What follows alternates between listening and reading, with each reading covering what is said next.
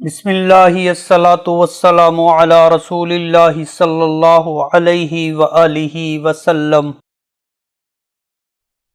السلام علیکم ورحمۃ اللہ وبرکاتہ۔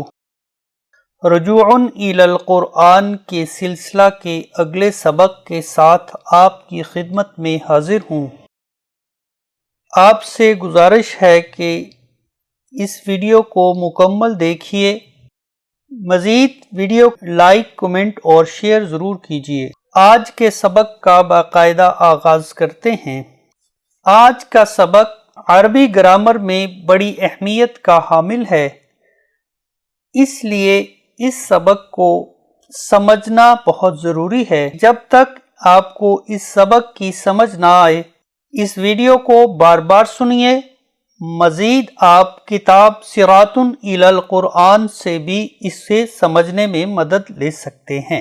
گزشتہ اسباق میں ہم پڑھ چکے ہیں کہ فعل ماضی معروف کے 3 اوزان ہیں: فعل، فعل اور فعل، اور اسی طرح سے فعل مضارع معروف کے بھی 3 ہی اوزان ہیں: یفعل، یفعل اور یفعل۔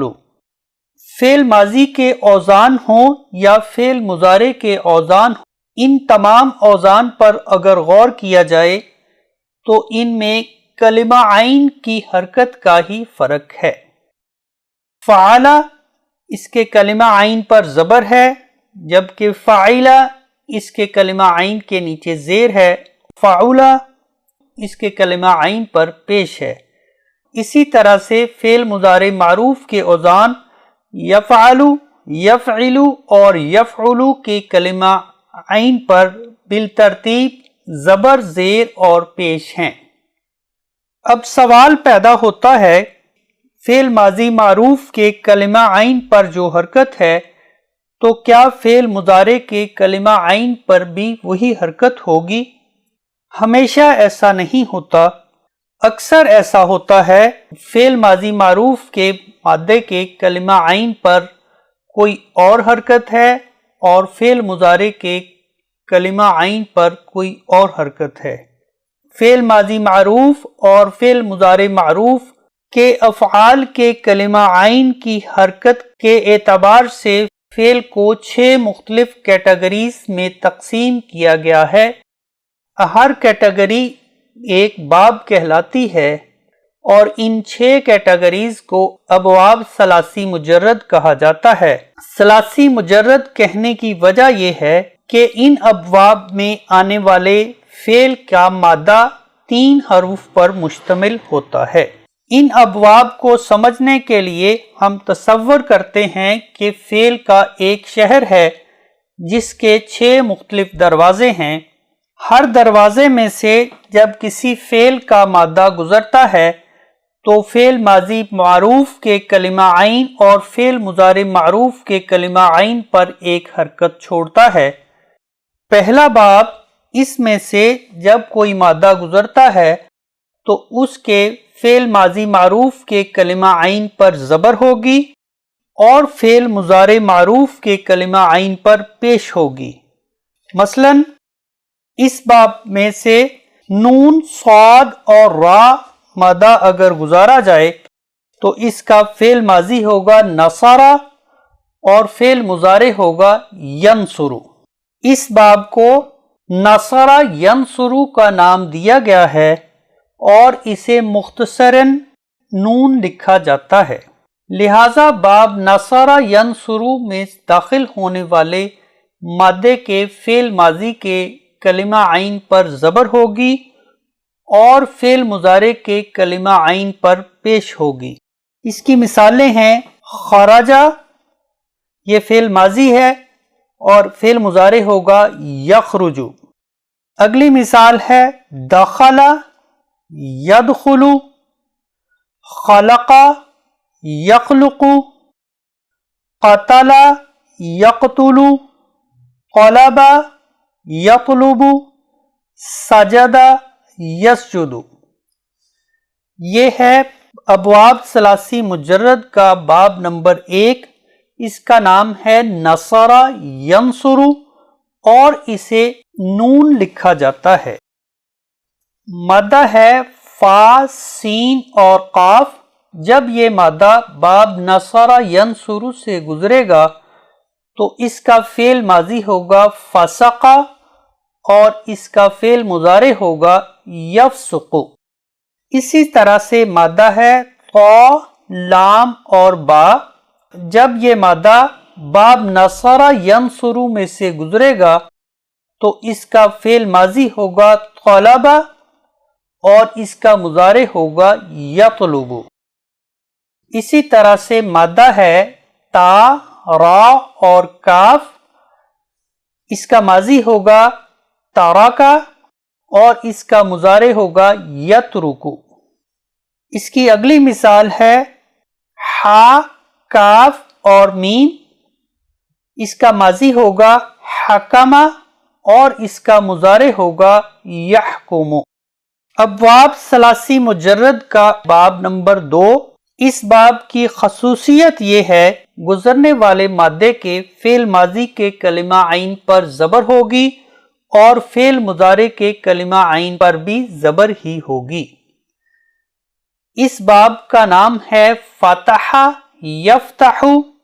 اسے مختصراً فا لکھا جاتا ہے۔ اس کی مثالیں ہیں ذہب، یہ فعل ماضی ہے اور اس کا مضارع ہوگا یذہب۔ رفع کا مضارع ہوگا یرفع۔ اسی طرح سے سحر یسحر۔ اگلی مثال ہے جعل یجعل، منع یمنع، قرأ یقرأ۔ را، فا، عین۔ جب یہ باب فتح یفتح میں سے گزرے گا تو اس کا ماضی ہوگا رفع اور اس کا مضارع ہوگا یرفع۔ اس کی اگلی مثال ہے مادہ ہے نون، جیم اور ہا۔ اس کا ماضی ہوگا نجح اور اس کا مضارع ہوگا ینجح۔ اگلا مادہ ہے زال، با اور ہا۔ اس کا ماضی ہوگا ذبح اور اس کا مضارع ہوگا یذبح۔ باب فتح یفتح، اس کی خصوصیت یہ ہے کہ جب اس باب میں سے کوئی مادہ گزرتا ہے فعل ماضی کے کلمہ عین پر زبر لاتا ہے اور اسی طرح سے فعل مضارع کے کلمہ عین پر بھی زبر ہی لاتا ہے۔ باب نمبر 3 ہے۔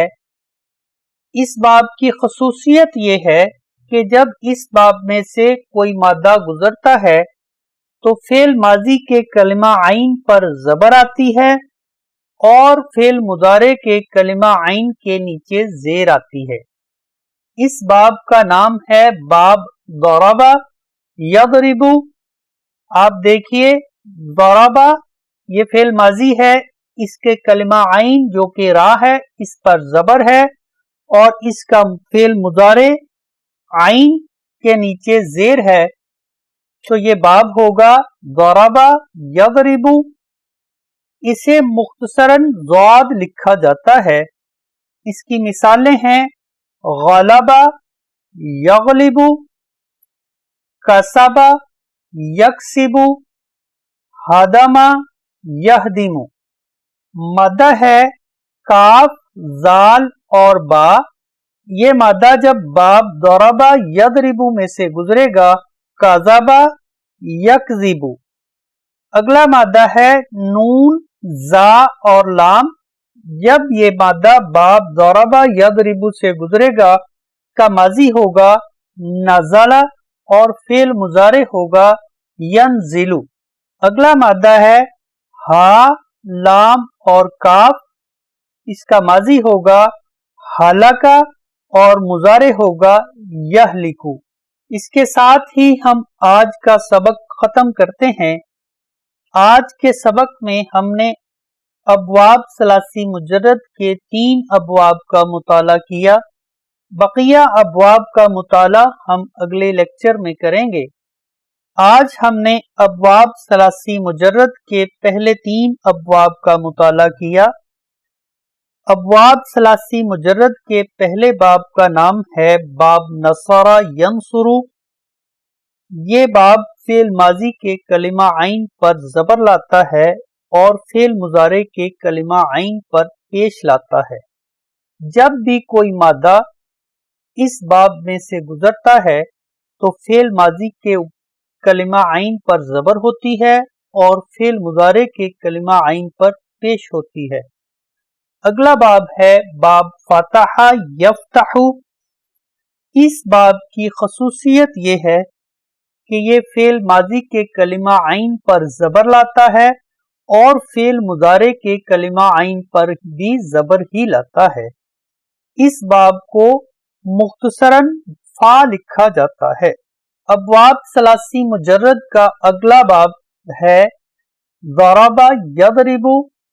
اس باب کی خصوصیت یہ ہے کہ یہ فعل ماضی کے کلمہ عین پر زبر لاتا ہے اور فعل مضارع کے کلمہ عین کے نیچے زیر لاتا ہے۔ لیکچر کی طوالت سے بچنے کے لیے بقیہ ابواب کا مطالعہ ہم اگلے سبق میں کریں گے۔ میں امید کرتا ہوں آپ ان ابواب کو سمجھ چکے ہوں گے۔ آپ سے گزارش ہے کہ اس کورس کی پروموشن کے لیے اپنا کردار ادا کیجیے، زیادہ سے زیادہ لوگوں کو اس میں شامل کیجیے، اس چینل کو سبسکرائب کیجیے، مزید اپنے دوست احباب کو بھی اسے سبسکرائب اور لائک کرنے کی دعوت دیجیے۔ اللہ تعالیٰ سے دعا ہے کہ ہمیں قرآن پاک کی صحیح سمجھ عطا فرمائے، مزید ہمیں قرآن مجید پر عمل کرنے کی توفیق بخشے اور ہمیں دنیا و آخرت میں کامرانیاں بخشے۔ آمین ثم آمین۔ السلام علیکم۔